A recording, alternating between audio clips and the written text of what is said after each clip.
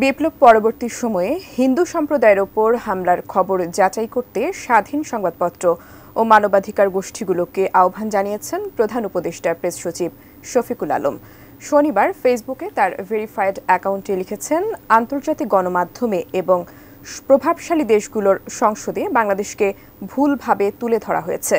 কেউ কেউ এইসব প্রতিবেদনের ভিত্তিতে বাংলাদেশে জাতিসংঘ শান্তিরক্ষী পাঠানো বা দেশটিতে হস্তক্ষেপের আহ্বান জানিয়েছেন। বাংলাদেশ হিন্দু বৌদ্ধ খ্রিস্টান ঐক্য পরিষদের প্রতিবেদনে সংখ্যালঘু নির্যাতন নিয়ে পদ্ধতিগতভাবে অতিরঞ্জিত তথ্য এসেছে বলে অভিযোগ প্রেস সচিবের। সম্প্রতি একজন ব্রিটিশ এমপি বাংলাদেশে সংখ্যালঘুদের উপর হামলার বিষয়ে পার্লামেন্টে যে কথা বলেছেন তা ওই প্রতিবেদনের উদ্ধৃতিতে বলা হয়েছে বলে ধারণা শফিকুল আলমের। তিনি আরও লিখেছেন, ঐক্য পরিষদের প্রতিবেদনগুলো বাংলাদেশে সংখ্যালঘু বিরোধী সহিংসতা নিয়ে ভুল তথ্যের বৃহত্তম উৎস বলে জানিয়েছেন বিশেষজ্ঞরা।